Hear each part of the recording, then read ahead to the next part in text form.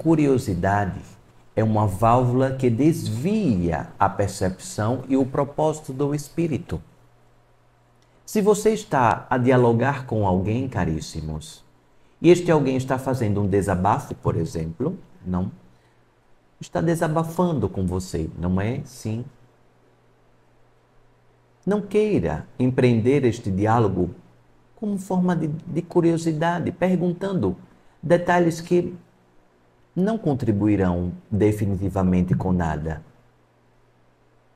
Observe o movimento. Se aquela pessoa estiver narrando um campo de sofrimento, expresse o quanto você enxerga que o outro está sofrendo.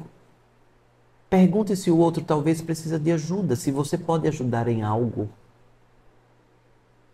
Talvez aquela fala está sendo nas entrelinhas, por favor, me ajude. Estou te pedindo ajuda.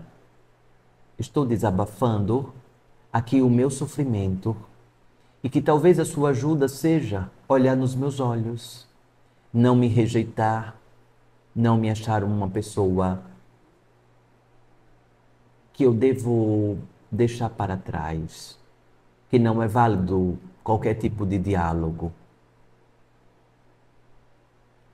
Sim, é muito importante que vocês se conectem e estejam cercados de pessoas que reverberam energias positivas, amorosidades. Verdade, caríssimos. Mas e os outros? E as outras pessoas que ainda não conseguem vibrar ou, melhor dizendo, aquelas outras pessoas que não estão vibrando naquele momento, aquele campo de amorosidade? Pois todos os seres que estão em experiência humana são cíclicos. E em um determinado momento você será aquela pessoa que você julga. Você poderá estar vibrando exatamente aquele mesmo campo. E você plantou campos de rejeição, porque assim você reverberou, rejeitando, e dentro da unicidade, isto acontece como um círculo, caríssimos. Tudo aquilo que provoca em relação ao outro volta para você na mesma vibração. Então, se você rejeita o outro, não busca acolher, compreender, ouvir. Talvez naquele momento você não tenha respostas nem para você. Talvez naquele momento você ainda não possa acolher o outro, porque você ainda está construindo o seu autoacolhimento. E isto é majestoso você admitir para você mesmo, para você mesma. Eu ainda não estou conseguindo, ainda não tenho uma estrutura de acolhimento, pois o antídoto que eu possuo hoje só dá para as estruturas da minha necessidade particular. Isto não é um egoísmo, não é um egoísmo. Isto daí é amor próprio, caríssimos. E talvez, naqueles movimentos em que vier a raiva, a irritabilidade, por exemplo, observe o que o seu corpo e a sua mente, e consequentemente o seu espírito, está querendo empreender naquela oportunidade. Estou com muita raiva de você. Efetivamente, o que o meu espírito está reverberando diante do meu corpo e da minha mente? Talvez você queira que o outro admita que esteja errado. E você sempre vai ser a pessoa certa, por lógico, sim. Mas dentro desta luta pelo poder, não pelo poder monetário, mas pelo poder da estrutura de quem está certo e quem está errado. Caríssimos, abandonem a busca do certo e do errado, dentro de diálogos que não levarão definitivamente a campos positivos, somente desgastarão ainda mais. Muitas vezes, os seres que entram em diálogos desafiadores não estão abertos para ouvir. Para ouvir. Estão tão somente preocupados em falar e em falar as suas próprias verdades, jamais possibilitando a flexibilização da compreensão. Onde isso vai dar, caríssimos?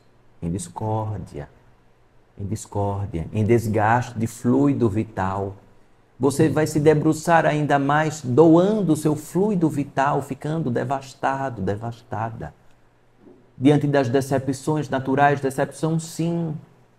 E o seu espírito vai estar vibrando para que a sua consciência seja ativada de imediato e você perceba que aquele movimento que você está empreendendo está indo de contra todas as estruturas espirituais que você ouve. Exercite o silêncio, o amor transforma, o amor cura. E o amor, ele não precisa ser falado, dito. Não necessariamente. Existem seres em experiência humana que ainda têm dificuldade de dizer eu te amo, por exemplo. De reconhecer que se ama. O amor é uma estrutura que vai sendo expressada dentro de uma conexão de olhos. Um olhar conectado com o outro. Aquele silêncio que você empreende em encaixes naturais de pessoas que cruzam o seu destino e vai compreendendo perfeitamente todas as interlocuções que ocorrem. Parecem que, como se fossem fichamentos que vai caindo na sua cabeça, vai dando clareza. Agora compreendo de uma maneira melhor a vida. Agora assumo melhor o compromisso comigo.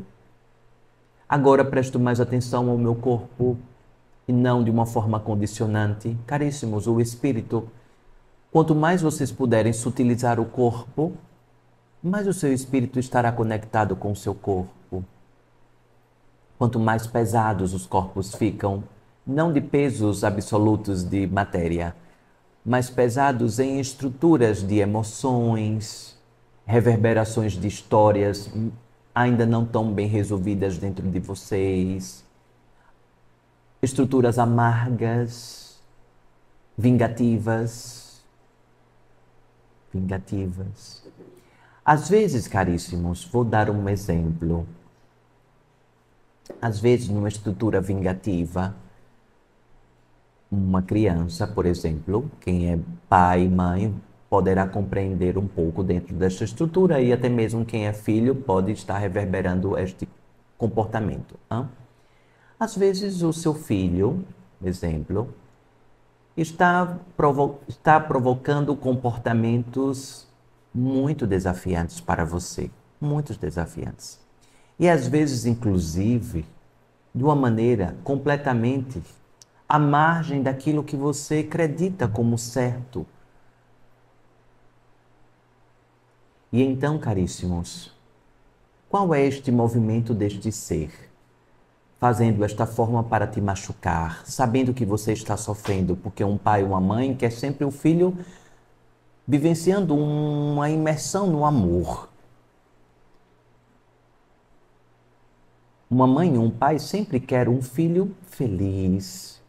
E quando este filho adota comportamentos completamente levianos, isto é um ato vingativo do filho para com os pais. Isto é um ato de punição para com os pais. Ele está punindo os pais, a mãe, o pai, por uma dor que ele está sentindo, ele ou ela.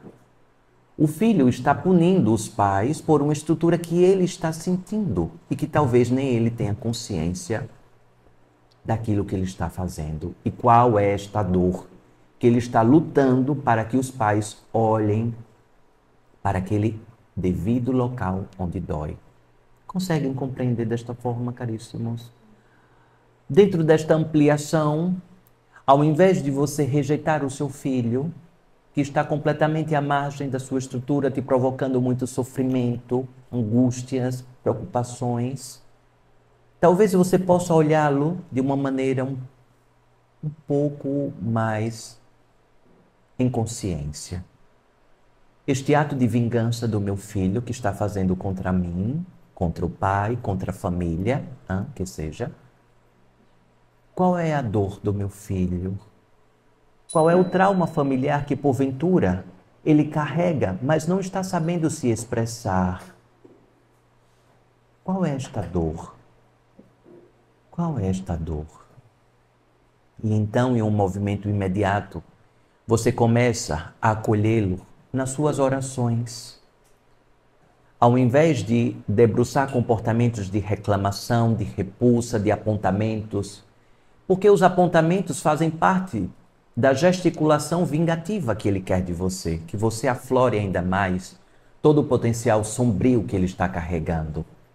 E então você começa a fazer o contrário, acolhendo primeiramente dentro das suas orações, olhando simplesmente e pelo olhar transmitindo todas as informações amorosas que você possa doar, todas as informações amorosas. Às vezes o seu filho está debruçado em uma estrutura de ansiedade, de pânico, de depressão. Transmita todas as informações pelo seu olhar.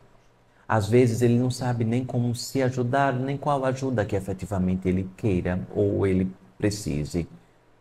Comece a transmitir as informações pelo seu olhar, sem falar qualquer tipo de palavra.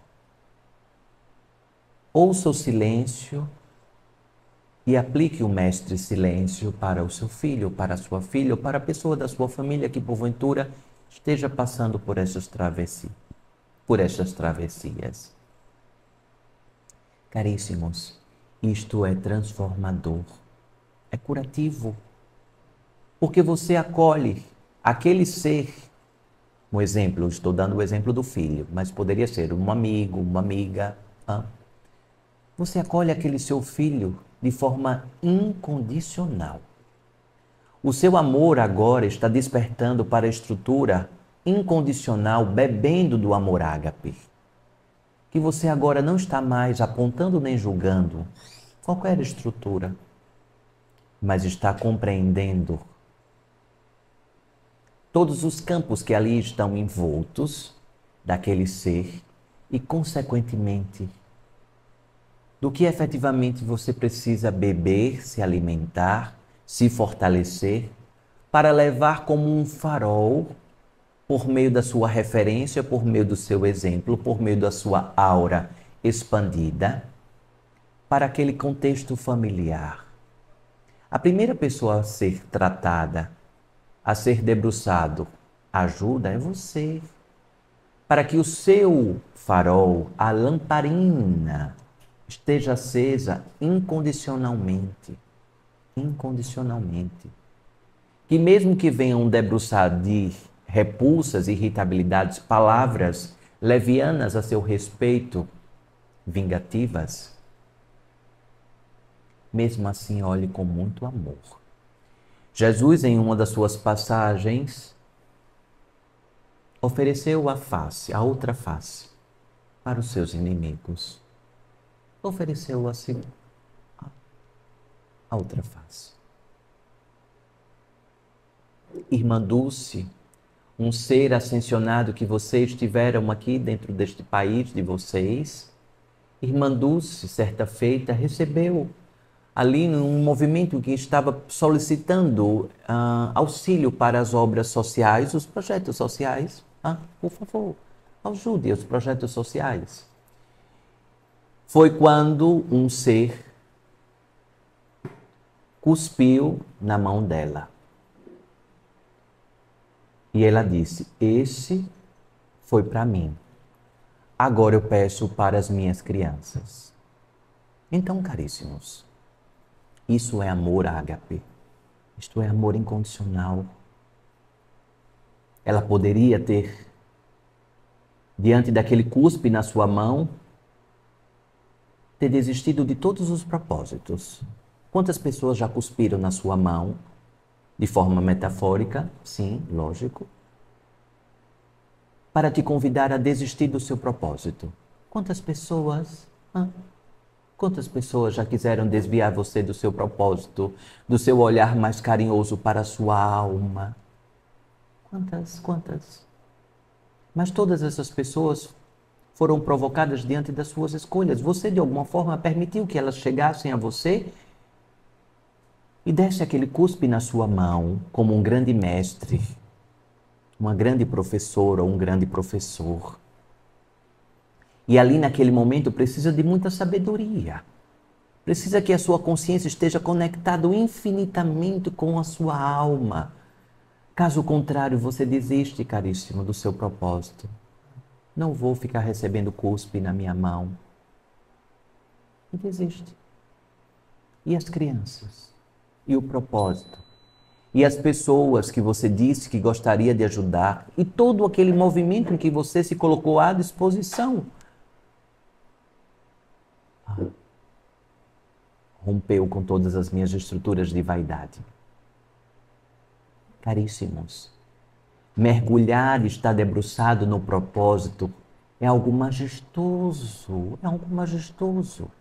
Já falei aqui em alguns tratamentos passados que as profissões em que vocês ocupam neste momento são oportunidades de você pulverizar, distribuir sementes. Sementes. Falei certa feita sobre os professores. O quanto de responsabilidade, são jardineiros, os professores são jardineiros.